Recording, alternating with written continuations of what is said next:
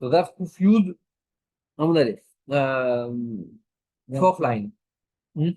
Haushtara de'avaktiv be shenin stama. There was a contract in which, in the terms was written only years, not how many years, but only years. Malva Shalosh, the lender said it was 3 years. On Lova Marshtayim, but the borrower said it was only 2 years. As Kadim Malve ve'achlinhu lepere. Meanwhile, the lender went and consumed the produce of the 3rd year before the borrower could take him to the bedin. So Mineman, who is believed? Rav Yehuda says, Karka becheskat ba'alei hakayma. The land stands in the possession of its owner, the real owner of the borrower.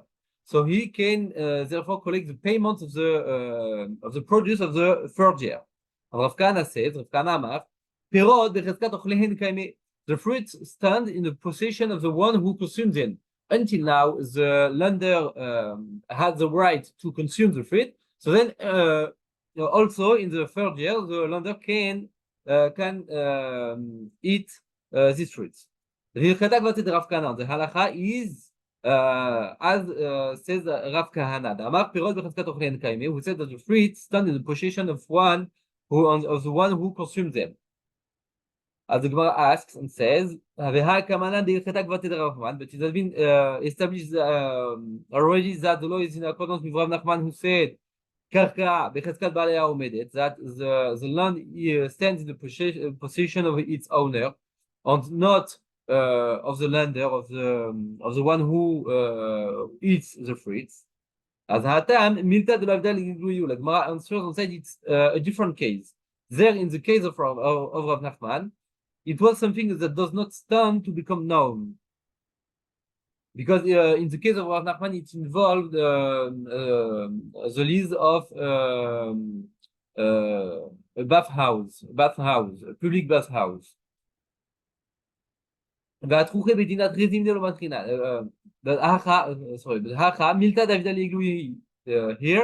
it's about something that stands to become known, because at the end of the day, we can find the shtar, we can bring the edim, the witnesses who signed under the shtar. But therefore, we do not take the risk to bother the bedin 2 times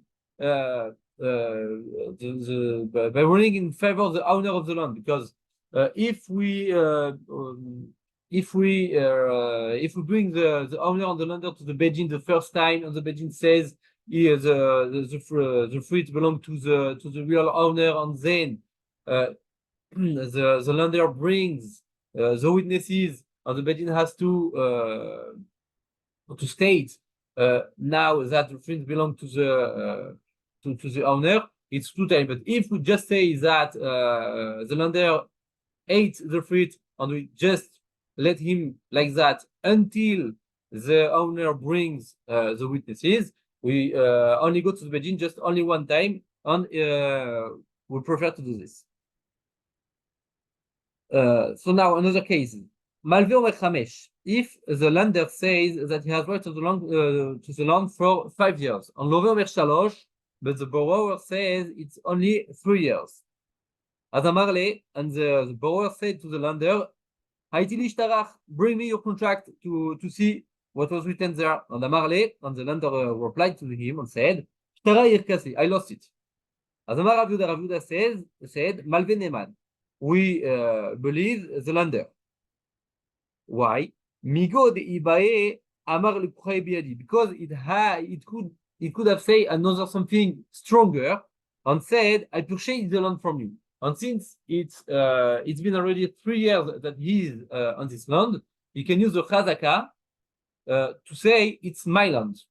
And then if he only use an argument that is of lesser importance, we have a tendency to believe it from this migo. It's what we call migo. As Elmaleh Rav Papa Rav said to Rav Ashi, Rav Zid v'Rav Avira lo zvira lehuha de Rav Yehuda. Rav Zid and Rav Avira do not agree with Rav Yehuda.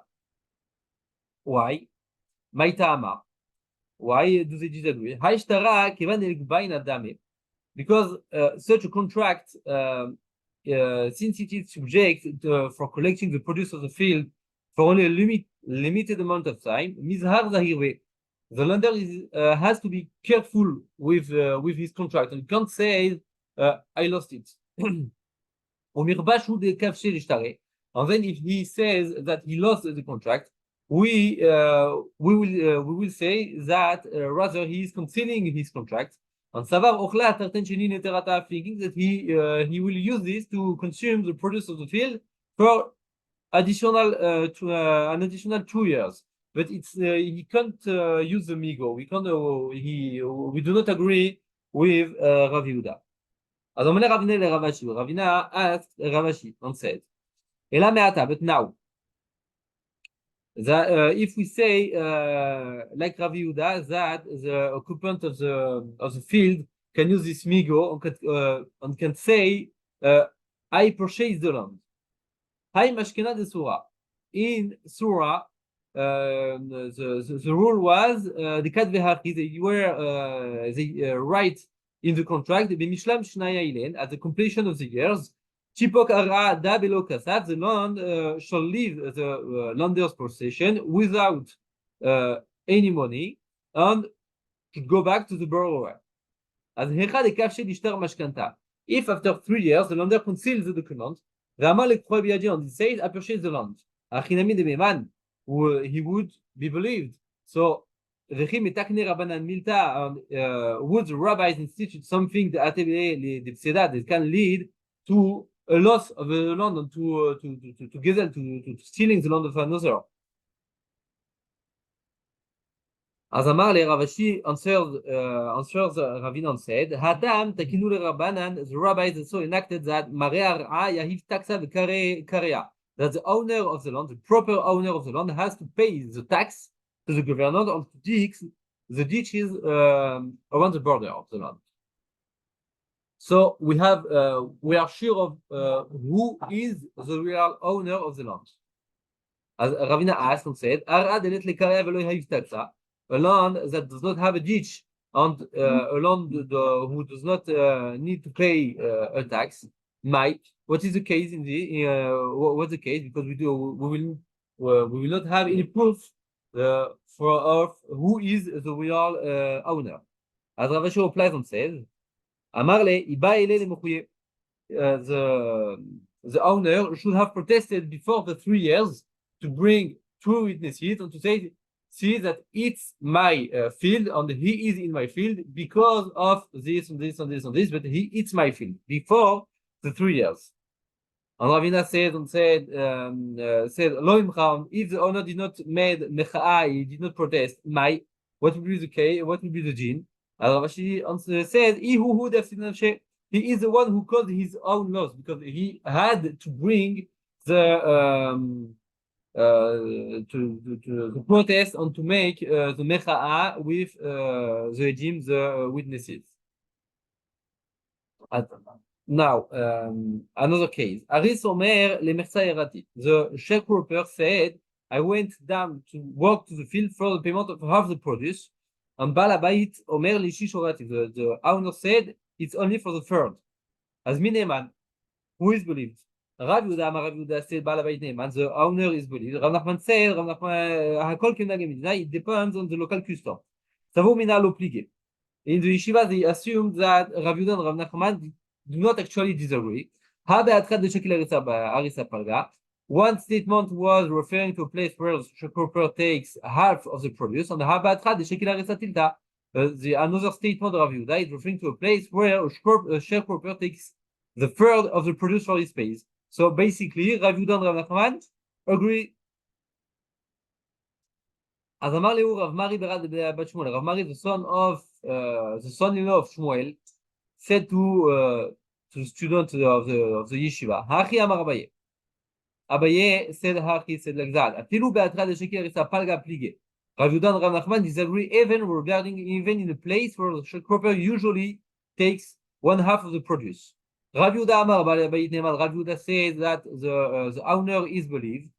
Why? The Ibaye, because if he wanted to lie, Amar Sriv Lakitivu, he could have said that the worker is his employee or his farmhand. It's amigo. Yeah, exactly. It's like a migo.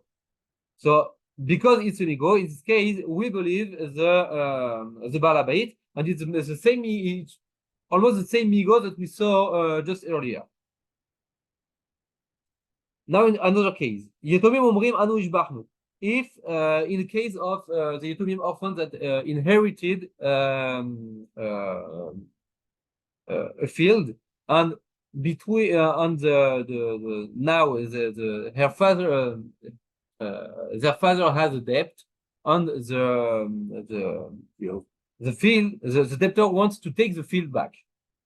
As the Yetomim omrim anu ishbachnu. If the orphans says that they improve the land and they want to keep the improvement of the land.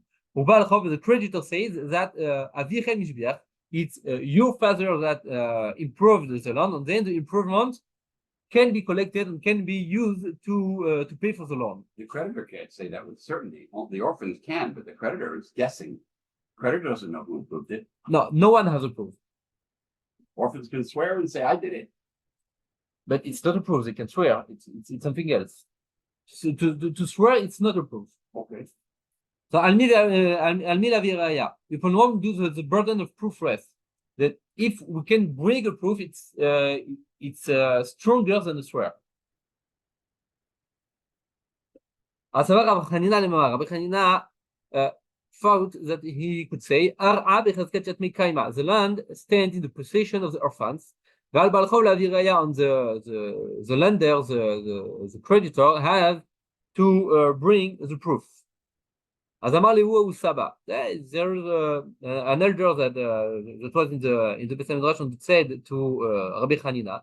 Rabbi Yochanan said like that. It's the proof. The burden of proof is upon the orphans. Maitama. Why? Since this land was subject to collection by the creditor even before the inheritance, Keman de Gavia Damia. It is considered as if it were already collected, and as if it was already in the possession of the creditor. And therefore, it's the burden of proof is upon the orphans to collect payment, because it's like Abutzim Mechaviru ala Viraya. They wanna make the creditor pay, because this land is already considered in the possession of the creditor. Amar Abaye said, Afana Namitanina. We also learned a similar case in the Mishnah. Safek Zekadam, about a tree that is located near a town, and we don't know if the tree was before the town or if it was after the town. As Kot said, the owner of the tree must cut down this tree. And the residents of the town do not need to pay for compensation. Alma. Thus, we see that Kevan de Lemekatz Kaima, since this tree is subject to be cut down in any case, Amrinale, we can say to the owner, you have to produce a proof that you are in your right, and then you can collect the compensation. Hanami, it's the same case here. Haishtara, in the case of this chara, this document of debt, Kevan de Legubayana Kaima, since the land is subject to collection, it is considered as if it were already collected. I thought this considered only collected was for like a munchkin, like a watch. I give you a munchkin and you have it. You have custody and control. So that's already you collected. The land you don't have custody and control. So land, in the case of the Gemara, it's a basis that land is it always can be used for always security, can be used for but security. I didn't know that it was considered already collected. I knew that with a mashkin, like a watch, or I give because the mashkin is in the hands of the of the that's considered already collected, I guess. But they're saying here probably not going to end up that way. Yeah, but you know there's a halakha that if someone make a land and I have a land and he sell his land to someone else, as the creditor can take this land. Right. That's why. It's it's because it's like it's already collected. It belongs to the creditor. He has a lien going back from a long time ago. Yeah. So as the orphans eventually brought a proof that it was they who improved the field. Rav Chanina wanted to say, when we settle the claim, we have to pay them with land, not only money. They need land. That is to say, the creditor have to leave a portion of the father's land.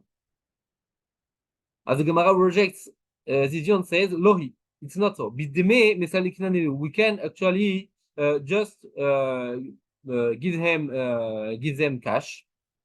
Rav Nachman, as can be seen from a ruling of Rav Nachman. Rav Nachman said in the name of Shmuel, we have three types of people. We assess for the improvement that he made to the land. We can remove them from this land with money, with cash.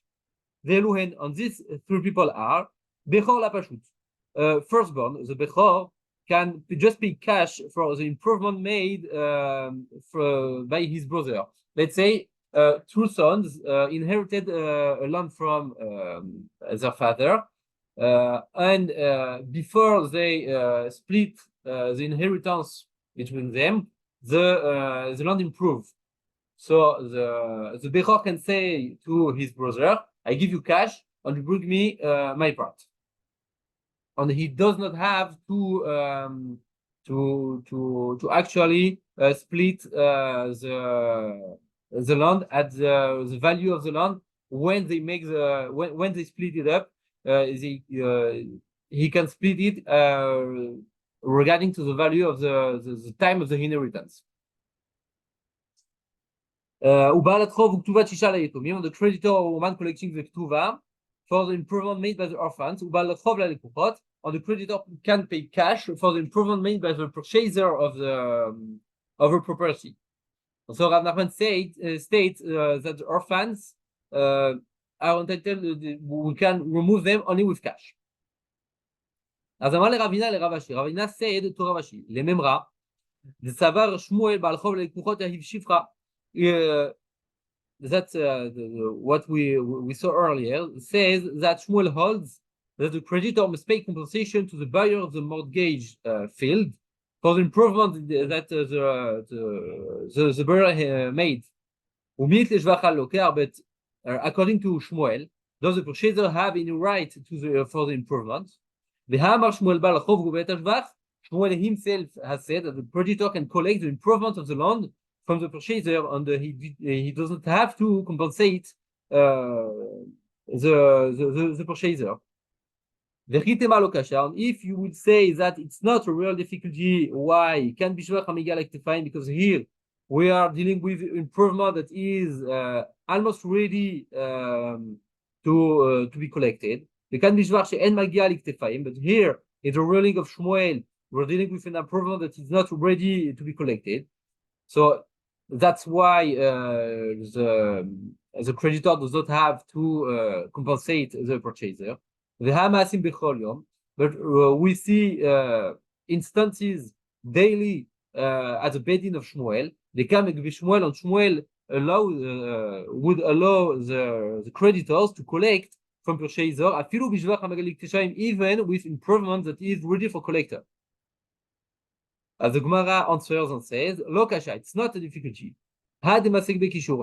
This ruling, which one? The one that says the purchaser is not compensated for the improvement refers to a case where the creditor is owed by his debtor and an amount equivalent to the land and its improvement. So he can take the land and the improvement. And we did not take in consideration the effort that the purchaser made to improve the land. But had the another ruling that say that the purchaser is compensated for the improvement, refer in the case where the creditor. So if you grow crops, that's considered improvements. Crops, produce, corn, wheat. It's a problem. Not just structures or ditches or fences. No, everything. And the second case is the creditor is not owed by an amount which is equivalent to the value of the land and the improvement. So if it's not the case, the creditor has to pay for the improvement and to let as to say, it's improvement to the purchaser. But in the case of the creditor is not out an amount equivalent to the land and the improvement, if we say that he may dismiss the purchaser by giving only money, it is acceptable for the rabbi who says that the purchaser of the land may not prevent the creditor to take back the land with money. That is the case that we talked about just earlier. There is a machloket in the Gemara if the one make a loan and he has the land that he sells his land to another person, and then the creditor come and he wants to take back this land. There is a machloket in the Gemara if the purchaser can say to the creditor, "I give you money and the land shall be mine," or not. If he has the right to do this, or if the land has to return to the creditor. So it's a machloket in the Gemara. So according to the one who says that the purchaser has money and and even if he has money, it may not prevent the creditor to take back the land. As then Shapir, it's good. What we saw now, it's good. Everything is good because the creditor need to give only monetary compensation to the improvement of the land. However, according to the one who says that that when the purchaser has money, he may prevent the creditor from possessing the land by giving him money. As in this case, we have a question. Elmaleh, the purchaser can say to him, if I had the money, I could have prevented you, the creditor, from taking the entire land. Now, I do not have money. I only have the money you wanna give me for the improvement. As havli griva don't give me money, just give me a person in this land equivalent to the value of the improvement.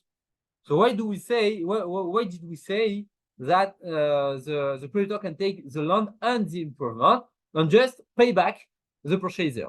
So according to this machloket, it's a difficulty. And then the Gemara answers and say, what are the cases we are dealing with here? We are dealing with a case when the seller, was a debtor, he made this field what we say an apotiki. The apotiki, what is the apotiki? The Elmaleh, because he said to the creditor, you will have right, you to collect for this only for this person. If this person is here, you can collect. If not, you cannot collect your debt. In other words, he didn't rely on the custom that it's always available. He made a specific saying this land should be for this debt. Because according to this to this market also, the purchaser can also tell to the creditor, let's take another land of the debtor. Why would you take my land, the land of the land which I purchased? Yeah. Okay, new Mishnah. If one leases the field from his fellow for one shavua, it's 7 years in a row. For 700 zuz. The Shevit, the year of the Shevit, is part of the count, even though he does not have right to work on the field, on the land during the Shevit. But however, if he leaves it for just, he said 7 years, for 700 zuz, and the Shevit is not part of the count, and the owner can only take back his land at the end of the 8th year, because there is the year of the Shevit in between. Now it's a new topic. Schirium. One who is hired only for the day, gove kol halayla, he can collect his wages, his salary all night.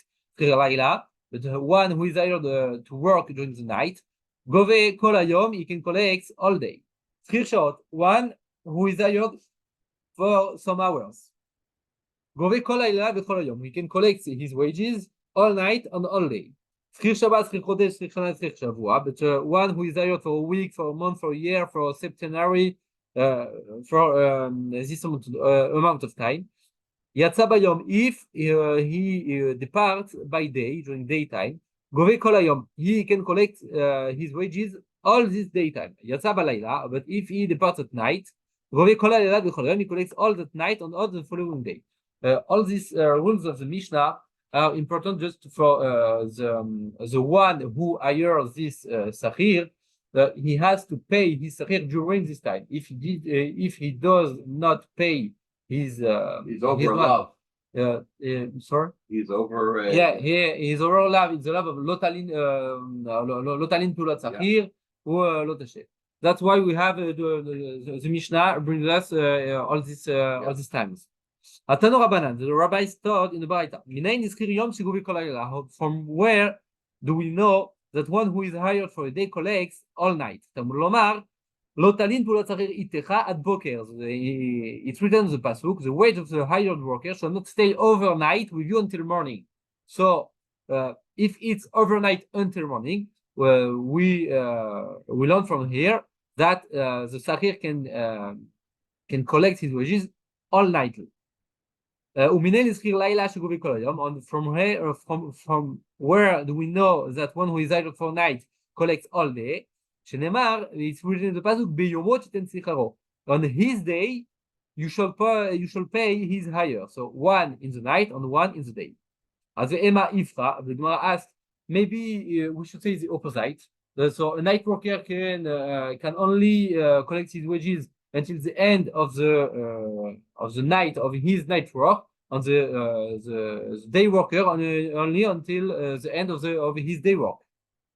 As the Gemara also says, the wages of the schirut are due only at the end of the really end of the job. So because of the actual end of the job is at the end of the day, and then at the beginning of the night, you can collect all the period of time that just after, so all the nighttime or all the daytime. Tanu Abanan, the rabbi, there is a barata. From the verse that says the wage of a hired worker shall not stay overnight. I already know that it's until the morning. As Matamudamar ad boker. So why does the pasuk say ad boker until morning? Another time. Melamed, it teaches us she'eno verela ad boker rishon bilvad, that this lav, this isur, it's only until the first morning. But we don't say that he is over lav each morning on each morning on morning on morning on morning. Yeah, it's not a lav in each morning. It's only one the first time, and that's it. As Mikan but the Gemara asks and say, but what is the law if someone delays from then on another day or more? Amarav and Rav said, over mishum baltashhi, he violates isur de rabbanan, not to delay the payment of the employee. Rav Yosef said, what is the verse that alludes to this isur de rabbanan? Al tomar lereacha lech veshuv machar eten v'yeshitach. You shall not say to your neighbor, to your employee, go and come back, and tomorrow I will give, when you have the money with you. Tanu Rabbanan, another writer. If one says to his fellow you can go hire workers for me. Neither of them violates the prohibition of not to hold the wages overnight if the worker are not paid in the right time. Why? This one, the employer, because he did not hire them in person. He was not the one who hires them. And the other one, the agent, is not liable because the wages are not being held by him. He does not have to pay. It's the first one who has to pay. So Gemara asks and says, what's the case? If the agent said to the worker, your wages are upon me, as the wages are upon him, so he has to pay. The Tanya, because it was such in the writer, if one hires a worker to perform a job in his own property, but he shows him the property of another one, of his fellow, the hire must give the worker his full wage, because it's his fault if he showed the wrong He field. opened his big mouth. Yeah. But after all, he can collect from the householder compensation for what he paid. אז הגמרא answers and says, no, לא צריכה דאמר להו שכרכם על הבית. If the agent said to the worker, your wages are upon the householder, he will pay you and you will work for him.